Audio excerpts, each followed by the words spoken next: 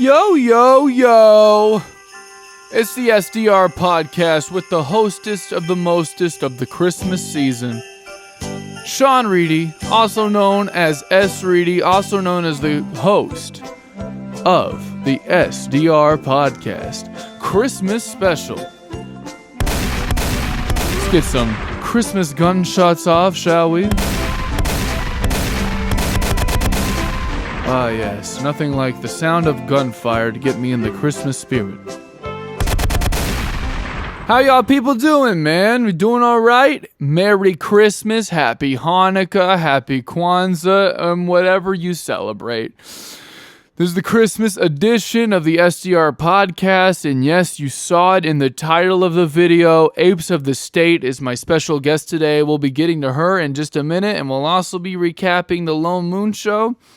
And that's what we're going to be doing, man. As for me, by the time you're listening to this, I'm going to be in Norman, Oklahoma at my house, hanging out with my grandparents and lovely girlfriend Kelly. We're going to be opening presents and eating broccoli casserole and ham from Crackle Barrel, where my grandma gets her ham every year and makes a super points to let everyone know that she got the ham from Cracker Barrel. But that's neither here nor there. Also this week, it was my birthday week last week. Got to hang out with some friends. Went to the Angels and Airwaves show on Thursday, which me and April from Apes of the State talked about a little bit before our interview that we're about to get into here in a second. But, just a solid, sweet week, man. I guess I'm not going to waste any more time. We're going to get right into the reason you're here. We're going to get right into this Apes of the State interview. I was so privileged to have been able to talk to April from Apes of the State. We've played her here on the podcast, one of my very favorite bands, a huge inspiration of mine. And so, frick it, y'all. Merry Christmas. Let's get right into this interview, man. Ka-chow.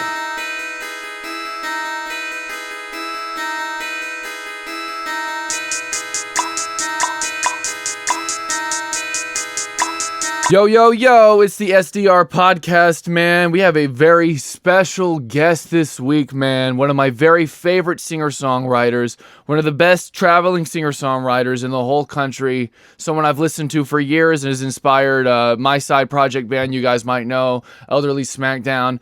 We have April, also known as Apes of the State. April, how are you doing? I'm great. April, it's a really big pleasure to have you on the show. So you just got off tour, right? Are you still recovering? Are you still self-caring yourself from being on the road? How long were you on the road for?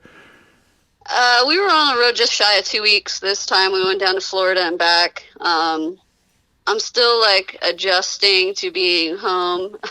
Mm-hmm. You get into a certain mode on tour where you're just wake up and then you got to rush to get to the next place, and then it's there's a drama about where we're going to eat, there's a drama about where we're going to sleep, and then you just do it all again the next day. So it's interesting and nice to wake up and not have to be going somewhere. Did all the shows have a good turnout? Was it a successful tour? Yeah, I would say it was probably our most successful one to date. Every show was really good. Even the weird shows were good. We played a weird show at a coffee shop. And I wouldn't even say it was weird. It was just we typically play punk shows in basements and DIY venues. So, but we played at a coffee shop in Worth, and they were open during the show. So oh, yeah. I was worried that we might wascare away some of their people that were just trying to get coffee or whatever, but we actually ended up roping some of them in. They sat down and enjoyed it. So it wasn't too bad, That's really awesome. So there was a couple people that came out to see us there, so even in the in the very South Florida, we had some fans come out. Right. Well, at the coffee shop, I assume people were able to just walk in and there's no ticket prices for any of your shows, right? Yeah, no, we don't do that typically, at least for the shows that I book, that I have control over. Right, yeah. Well, that's super awesome to me because I'm I'm really similar. Well, I assume that's because you just don't want anyone to miss out, right? Because that's the reason Yeah, absolutely. I sell my CDs at totally name your price stuff. Like, it's like a suggested donation of $5. But like, what pains me the most thinking ever is that someone wants to get a hold of my music or come to a show and they're like just financially incapable of doing so. So that's super awesome. Is that ever scary? Well, I mean, like, we've pretty much always toured in this kind of fashion where it's like the shows are donation based. And like, I guess there was a time like before we had such a following, there was like, in the early years, like we've been a band for 5 years now. So there was like times early on where I was like, damn, I wish like, there was a way we could just make sure we secured $100 at least for like every show. And that I would have probably been like, chose like having a mandatory door over donation, but like over the years of doing it, I realized that like we're somehow we're just always okay. Like I just put my faith in it, and like even if like we don't get any money at the door, maybe if like a couple people buy like $20 worth of merch, like then we have $100. So I've learned to rely on merch, especially more than anything too, because like I said, now we're at a point where like we always get a couple fans out no matter where we are. I think like the smallest amount of fans we got out on this tour was like 10 to 12 people. And like all of them bought some merch. So that paid for the gas to get down there. It paid for our expenses for the day. So like we were good. Well, yeah, that's really inspiring just because, like, you guys make music that really speaks to people and I feel like really touches them emotionally. And it's good to know in a way that that's enough, you know what I mean? To, like, garner enough support around what you do to, like, make it able to continue doing it, even at the, like, do-it-yourself level that you guys are doing it. So that's really awesome. Yeah, I hope to keep it that way as like, as long as we possibly can. Like there's some cities that we play in where we kind of hit like the capacity of like the house shows and the smaller venues. And like those are the cities where I worry like in the future I'm like, oh no, I hope we don't have to move into like a bigger, venue that's going to want to profit off of us essentially, because then we'll be required to charge and there'll be like security and all this nonsense. So I'm trying to ride it out as like long as we possibly can. Like just keep playing the small spaces, keep playing the house shows, even if it means that like when we play a city that we know we're going to have a ton of people come out, we'll do like 2 shows instead of 1 so that we can kind of split the crowd and like have it still be accessible. Well, the effort does not go unnoticed. It's really awesome and inspiring. The new album is called Pipe Dream. Has the reception been great? Has it been good? Yeah, it has so far. I mean, obviously the old songs we've been playing for years now and touring off. So like that's the songs that a lot of people that originally connected with our music, they know those songs very well. So on this tour, we had a lot of people that wanted to hear those songs, sing them, this and that. But we also had a lot of people that talked to me at our shows that said they listened to the new album Pipe Dream, and that's how they discovered us. So that was cool to hear. Oh, really? That's interesting. So we made some new fans off of it. Also, I have to shout out Atlanta was the number 1 city that we had people singing the new songs at. So they always are good. They always go hard for our music in general, but they were like outside of our hometown of Lancaster, Atlanta, like they knew all the new words to the new songs and they were like singing really loud at our show there. Yeah, I probably ran into, what's the last record called? Excuse me, I'm sorry. This City Isn't Big Enough. Yeah, The City Isn't Big Enough. I discovered that record probably about 2 years after it came out, just on Spotify, so like I've just seen you guys grow so, slowly and surely off that record, so I can't imagine that it might take a little while for people to catch up with the new record, especially since it took a little while for it to come out. Oh, yeah, absolutely. There's people every day that still find, our first album, and that's like, yeah, and it's brand new to them. That's the nature of music discovery and especially like Spotify and the internet, Yeah. There's always like a playing catch up, Yeah. Speaking of the last record, so correct me if I'm wrong, that was recorded over the span of like 2 or 3 days, right? The old one was recorded in just 2 days live. We did like 1 overdub and that was like after those 2 days. Right. And, so how's that different from Pipe Dream? How is the recording process different on this time? Pipe Dream was recorded like pretty similarly. We took longer recording it because we had like more stuff going on. But every song on that, like the songs that are just me by myself, those are recorded live, just like one take. And then all the other songs, the 2 full electric songs were recorded like in pieces where I started. Fun and Games were recorded like me doing vocals and guitar, and then we layered everything on top of that. And then like things like Internet Song and Toothache were me and Dan playing mandolin and guitar together and singing. And then everything was layered on top of that. Moments, Tyrone, and Piles were the 3 that I believe were entirely recorded live. Tyrone was live with one mic, so that was pretty cool because we just kind of stood around a microphone in a room, and we played it all the way through, and that's the take you get on the album. So it sounds a little different than the rest of the album, and that's why. But that's also like just us. There's no like trickery or like editing. Fight Song was recorded live with one mic in my garage here in Lancaster because we wanted to get all of our friends to sing it with us. So we brought them out to the garage in one day, and we taught them the song, and we all sang it.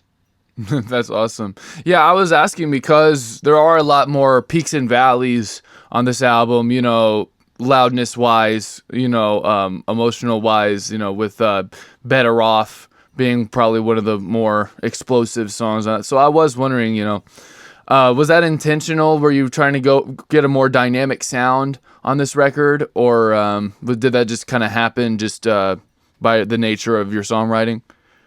Yeah, I mean, I kind of just wrote. So like This City was like I wrote all of those songs like during a very short time period. And like you could kind of tell what I was going through when I wrote them all. It was like, you know, early recovery, getting dumped. Yeah. And it was like all within like a 6 month to a year period in Lancaster City that I wrote all the songs. Whereas Pipe Dream was like 3 years of writing and traveling. And like it just ended up that I wrote a lot of songs that were like stylistically different from each other. And that also like we felt could benefit from like different instrumentation. So. Yeah. Like we've been playing Better Off for like a couple of years now. That was like a song I wrote like right after Trump got elected, and we just like we would play it acoustic, and we like loved it. But we were like, you know, this really just needs to be like a straight ahead punk rock song. Like that's how it'll drive the point home the best. So when we went to record the album, we wanted to do it that way. And then like same for Fun and Games. We've been playing that song for a couple of years now, and I just thought like that would be one out of everything that like could benefit from having some drums. And like it was one of those songs that I was like, all right, this song is epic, but like there's one thing that could make it more epic, and that was like if we add all of this stuff to it and just make it like crazy and put all of our friends playing on it, and just have it be like a big bang at the end of the album. Yeah. Well, that I think that diversity makes this record super great, and I love that it like, I love that you can keep that same energy that you've had with the last record and, like, got to bring it to several different lights on the new record. And I think it was a super awesome natural progression for you guys. Yeah. That's just a compliment. Yeah, sorry. That's not really a question at all. This is a question. Do I get to know the band t-shirt of the band that you don't care for anymore? To be honest, I don't think there's any specific shirt I was writing about. I just, like... That song, I like wrote it in my head. It was like you know those like stupid T-shirts you see on like in the tourist shops that are like, my aunt went to Florida and all she got me was this lousy shirt. I was thinking about that, and like a lot of our songs have like these references to like stupid pop culture stuff like Facebook and like memes, like Only 90s Kids. So like I was like, oh, that's like a funny pop culture reference that I could like bring in a song, and I just like kind of wrote it in my head one day. And I never really played it on the guitar. I just like wrote it down on paper. And then, like one day I was like, maybe we should play this with the band. So I like showed it to everybody.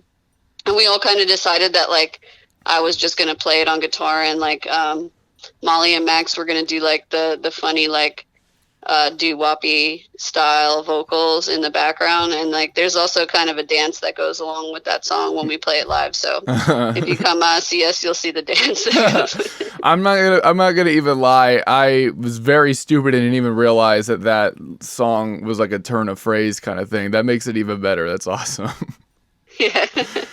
So I gotta ask the generic question: what's your favorite song on the album? Do you have one?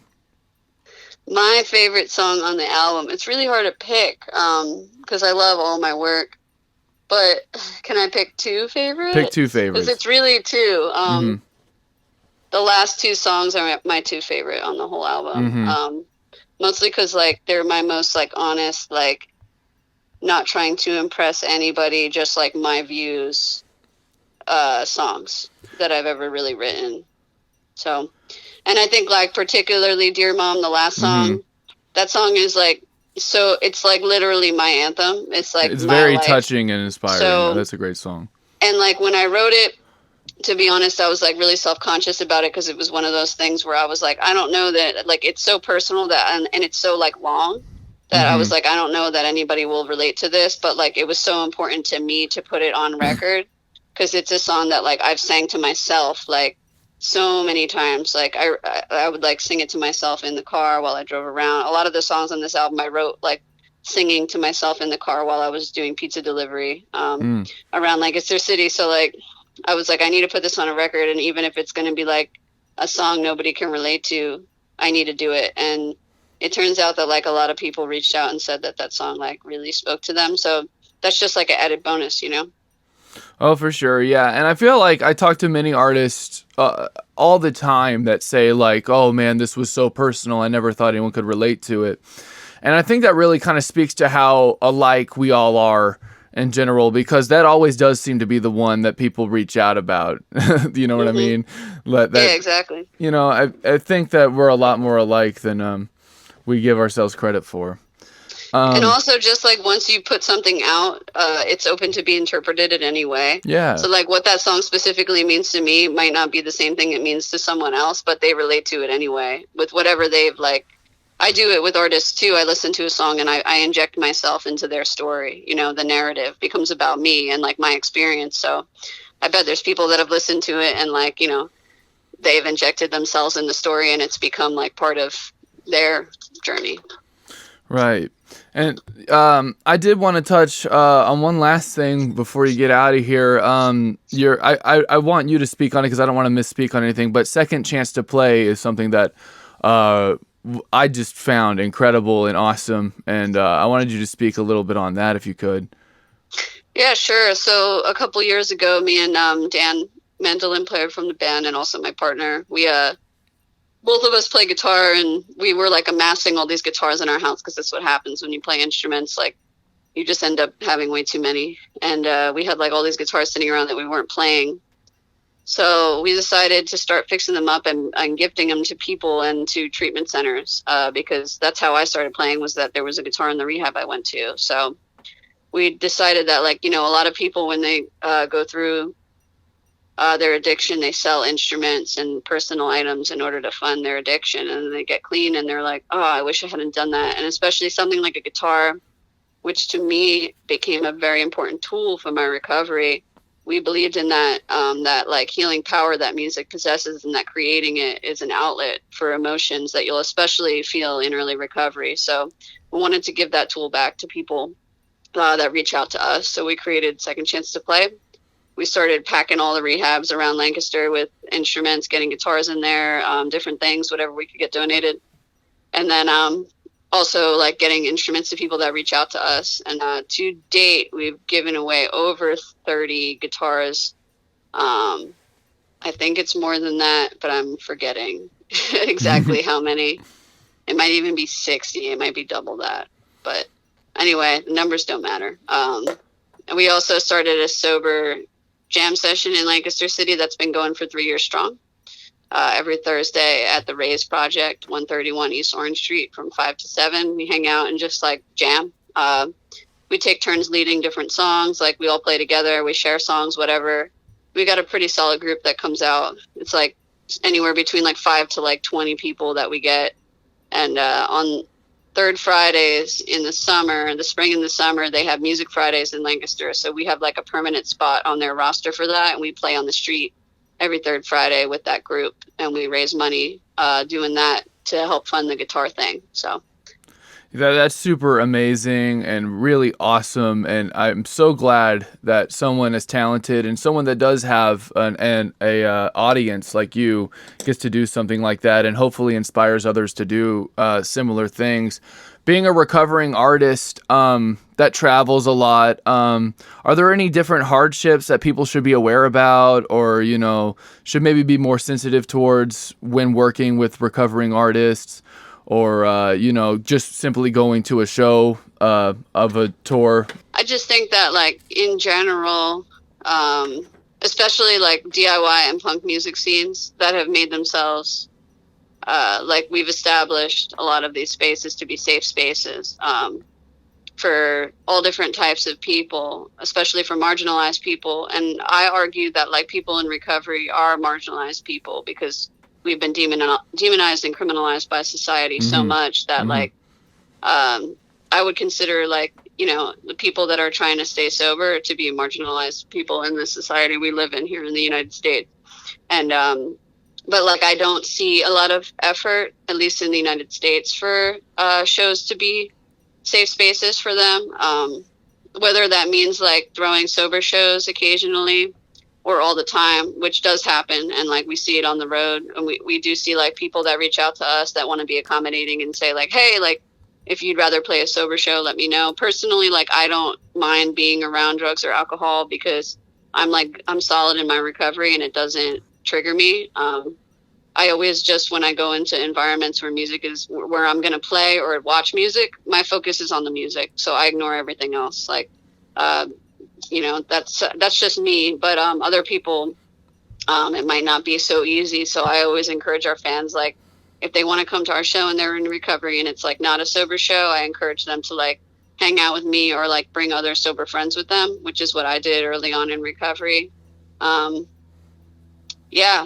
like I said, like, establishing safer spaces for people in recovery is difficult, especially in the United States. And part of that, like, also means like promoting harm reduction within your spaces, because like, whether we like to face it or not, and I know in the United States we really don't like to face it, but drug users are part of our communities, and they're especially part of punk communities.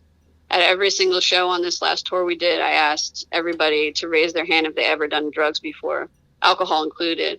And almost everybody at like every show we played raised their hand. Yeah. And like, I did that to show that like everybody, like, good people do drugs.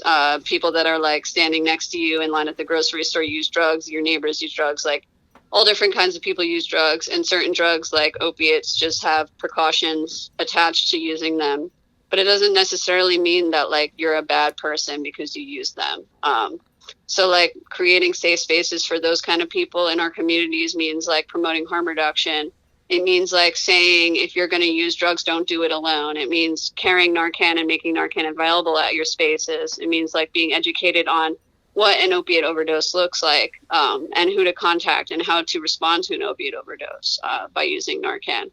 So like, those are the kind of things I'd like to see more effort of in the United States, more so than like providing sober spaces or sober shows. I'd like to see like shows that promote harm reduction as a priority, because like the world at large and like the United States is not doing it for us. Nobody's going to keep us safe. We have to keep each other safe.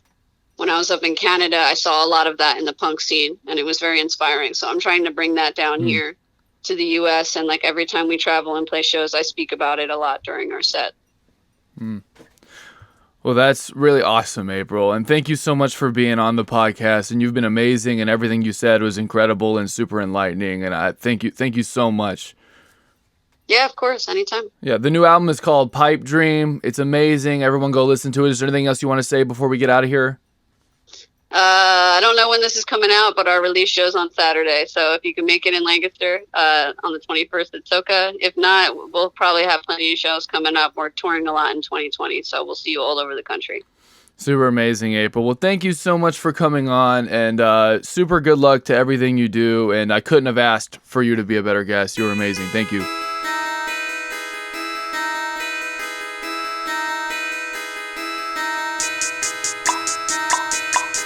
Now, didn't that just get you in the Christmas spirit? Isn't she such a warm and loving person? I've said it 100 million times. I'm so honored to have had her on the podcast. Apes of the State is a band I found randomly on Spotify, as I said in the interview. And they just so quickly became one of my favorite bands and just became, they were just so enticing from the very first second I listened to them.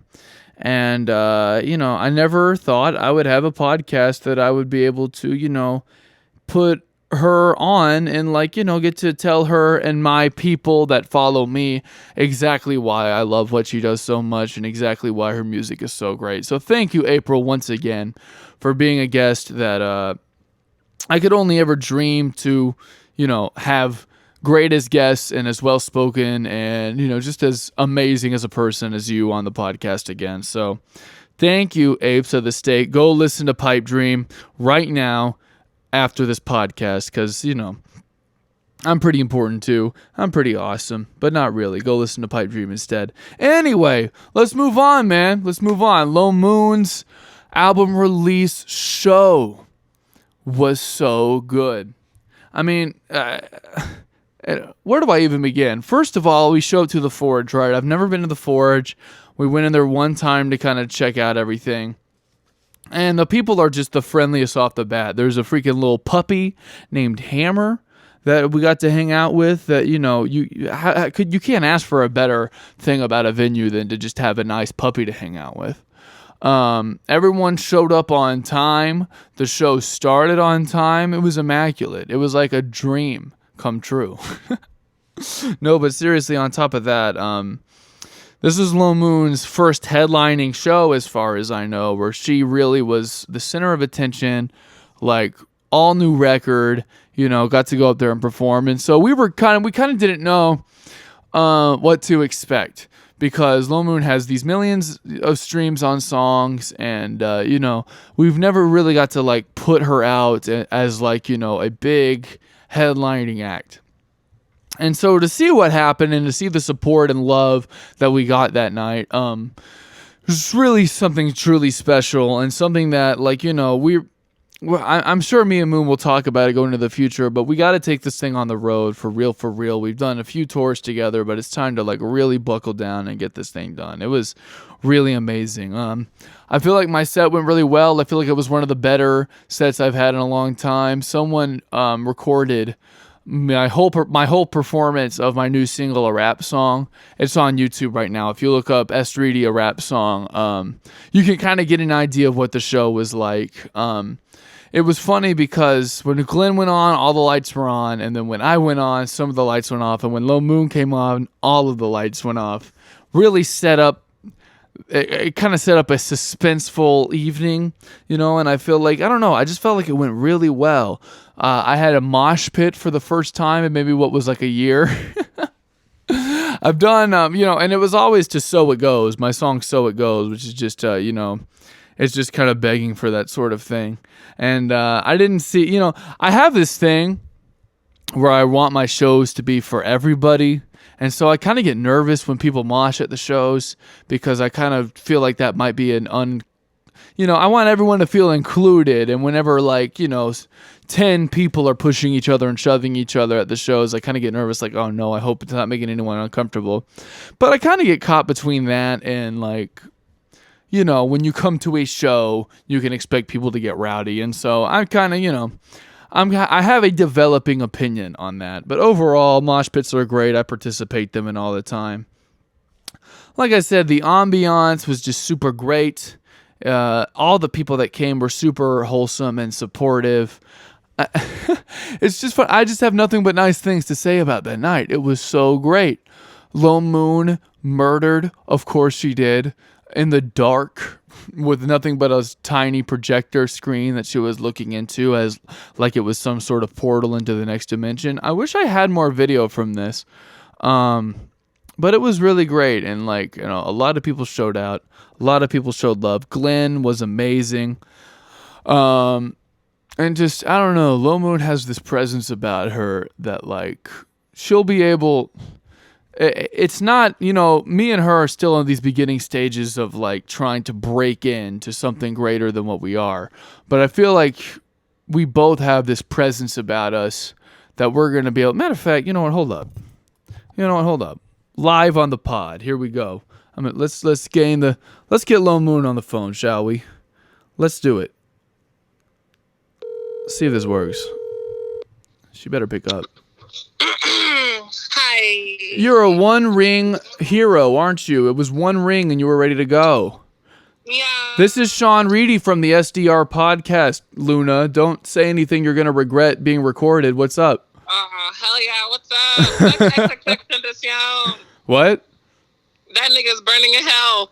Oh, X? XXXTentacion, yeah. I wouldn't expect anything less from you, Luna.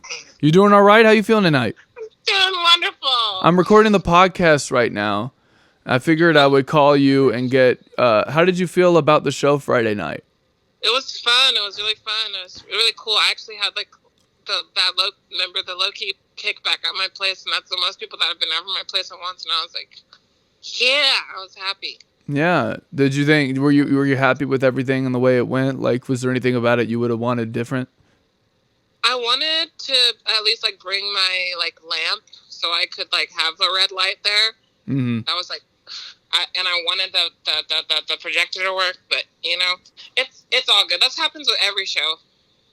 Right. Well, I was talking on the podcast just now about how, you know, we're still like, we're literally like, you know, just doing this all ourselves with no experience whatsoever and just trying to make it work. And, you know, I think this is all just part of the process of trying to break into something that, like, you know, that we've been, you know, that has up until this point has kind of felt like a dream that maybe we're on the threshold of, you know what I mean? Right. Mm-hmm. And so, you know, I'm very proud of you. I'm proud of you. I'm proud of how that show went. It went really well. Yeah. Has the reception on the album been great so far?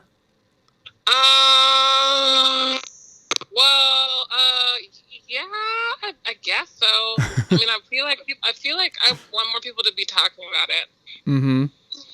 Not getting it out there enough? Is that the next move? Do we need to hit the email? Yeah, I hit Majestic Casual up today, like I said. Right. And yeah. I really hope that they pick it up because they like fall a lot, and I think that they would like maybe line me or something. Yeah, for sure. No, maybe that's the next move. Maybe we need to strap up our boots and go door to door and just door to door of the internet and just get people kind of buzzing. You know what I mean? Because it's a great record. I've talked about it on here a million times. I've talked about it in person to a trillion people that I think it's a great record. I appreciate that. Yeah, no problem. What else do you want to? Is there anything else you want to say to the people?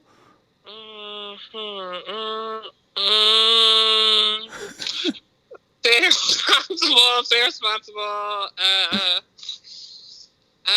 If something you see is out of your comfort zone, don't immediately reject it. Word from the wise, Luna. Thanks for picking up, Luna. I'm glad that you got to be. I got to include you on this. What's the next move? What are we doing next? Other than hitting the door to door on the email on the internet. Finish the next record. Honestly, make some more songs. The next record. God dang. All right, Luna. I'm gonna let you go. I'm gonna go away now. Peace out. I love you. Peace. I love you. You don't have nothing else to ask me? Well, what else am I supposed to ask you? Is there anything else? That's why I asked if there was anything else you wanted to include. Fuck it. No, I was kind of the same way. Like, I'm sitting here just talking about the show on my podcast. I'm like, yeah, it went great, and it went good, and it went awesome, and it went great. I have nothing but good things to say about it. It's kind of boring, not whenever bad things happen. Yeah, that was fun. I'm trying to go through the night. Like, I was happy to see people that I didn't know show up. That was cool. Yeah, I love that too. I love when just people show up and they, like, I don't know, like, it's funny when people don't tell you how much they love your music, because I'm just the type of person that will DM somebody the second I find out who they are. And I'm like, you're incredible. This is amazing. I love it. Blah, blah, blah. This is inspirational. But some people, most people just like are to themselves and they don't feel like hitting up a total random stranger to tell them how great they are. And whenever they show up in person and they know all the words to your songs and everything, it's like, oh, what I do matters to someone that's not me. Right. Yeah, I mean, like what you said right then about like people not like reaching out to people usually. That's kind of been a mood today, like, and it kind of sucks because I feel like I make people uncomfortable because I like really freaking love people, you know what I mean? Like, I'm like, whoa, where'd you come from? Like, you're so amazing, blah, blah, blah, blah, blah. And they kind of like shrink into their turtle shells. I am the exact same way. I feel like I scare away so many people because, like, I mean, that was the way our friendship started. Like, I was just a really, really big fan of you first and foremost. And I feel like, you know, especially if people are the biggest thing about being a really big lover is that, people with like maybe insecurity issues or just, you know, maybe not even insecurity issues, but just people who are trying to find themselves. Whenever you really love somebody that might not feel like they're complete yet, I feel like people get confused and they get overwhelmed. And I feel like I might need to learn how to. That was absolutely how I reacted. Yeah. I was like, what the fuck? I was like, I hate myself. I can't believe this guy wants to like be like in the same room as me. Right. Well, I never, you know, I didn't know how deep that went at the time, and so I never understood. And like, you know, having the years gone by and our friendship growing the way it has, it's become a lot more evident the things I need to be sensitive towards and the things I need to, you know, it's been cool. Just being. I don't know. You're like the weirdest friend I've ever had in terms of like. Yeah. No, you're not the weirdest friend. This is the weirdest friendship I've ever had. Is all I'm saying. It's not supposed to be normal. If it would be boring if that were the case, but you know what I'm saying. I feel like it's been 2 weeks since we met. Yeah, I feel you. And that kind of I kind of don't remember that we've been friends since fucking like 2015 before I even released Where's Luna, right? Shit. No, we met right when you put out the Visceral EP. Oh, really? I was there at the very origin of your rap career. Like, I was there when everyone kind of knew you as an EDM artist. Right. I remember that. And the first show we played, it was with Trash TV. And you. And Something NASA. Yeah, don't remember them. Something NASA. I don't really remember them either. I think we're friends on Facebook, though. They seem like nice enough people. Well, the new record's really great, and I'll probably have you on fairly soon, and we can go into depth about the record and how it's doing, and we'll just see how it develops over time. All right? Please, yeah, let's do it. All right. Well, I'll have you on soon, all right? Love you. See you later. Bye-bye. All right, peace out. Let me turn this back down right here. Dang, these levels are weird now. Whatever, who cares? That was Luna, man. Go download Lonemoon's new album. That's how the show went, if you're curious. That's how it went. I'm glad we got to get a first-hand account of it. And so, yeah, you know, Lonemoon's Andromeda, Apes of the State, Pipe Dream. Go stream those two albums by those two lovely ladies. And, you know, got nothing more to say.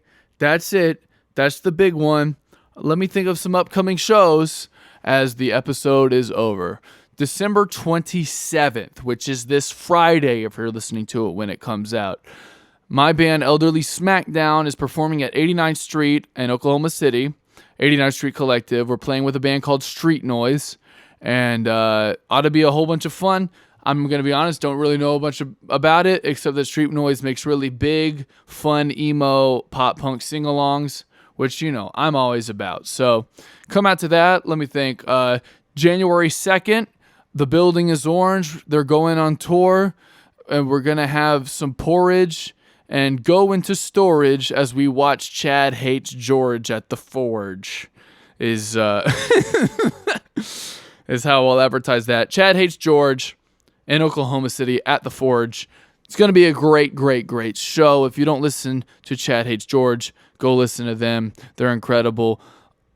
Just as good, maybe, as Days and Days, I would say. I would say that. They're an amazing band. Come out to that. What else I got coming up? January 18th at the Speakeasy. I'm going to be with LHS, formerly known as Trash TV, who Lonemoon was just talking about. And Sativa Prophets, Original Flow is going to be there too. All those artists I highly, highly, highly recommend. And we're all going to be in Oklahoma City January 18th at Speakeasy. Let me think. January 30th, I just confirmed today, we're going to be at the Resonator with a couple of touring acts that I'll get more into that as weeks go on. But those shows are all upcoming, man. Thank you, everyone, for listening. I hope everyone has a Merry Christmas. I hope that whatever you celebrate, whatever family you're with, you just appreciate the time you have.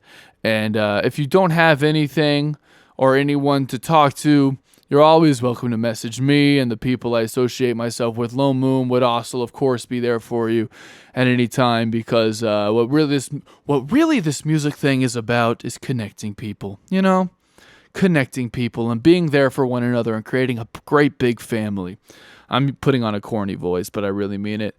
And I love all you, and you guys should all have a Merry Christmas as I lead you out with the new Palmer Square single, Too Slow. Palmer Square's rap group from Chicago, one of my very freaking favorite rap groups, and also just happen to be really great guys and really great friends of mine, have a brand new single out.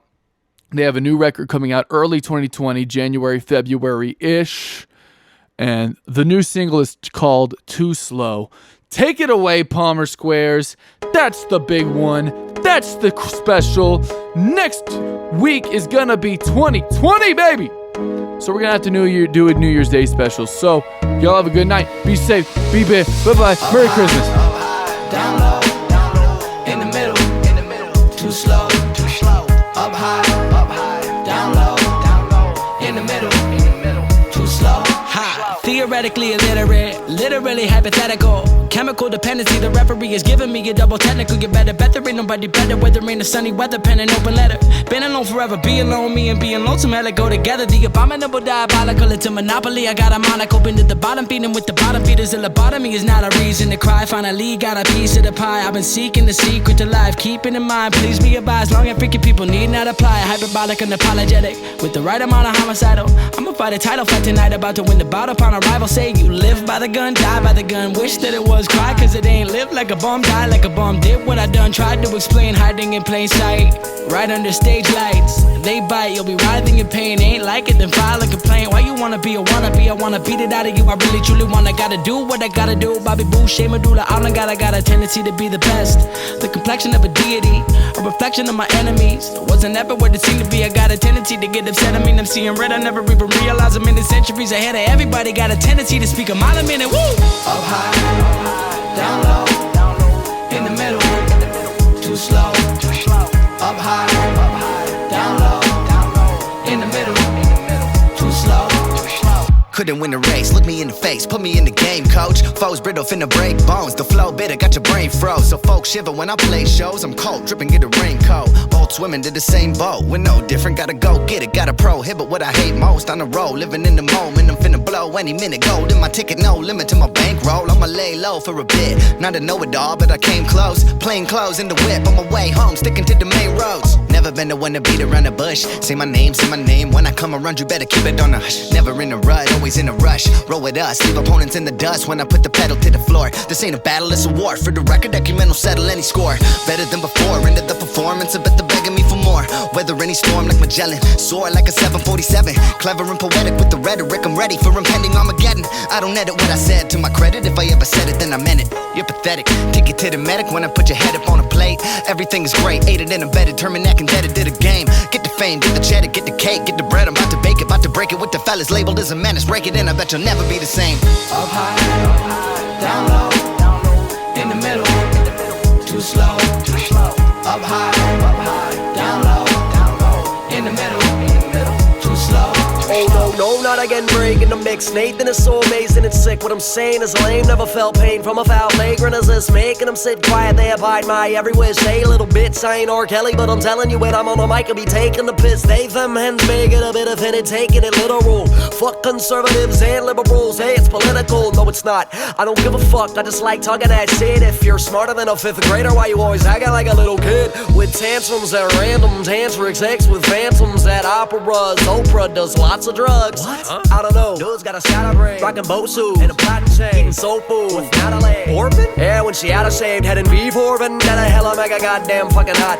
Now I'm getting kinda hot. Oh God, I probably ought to stop.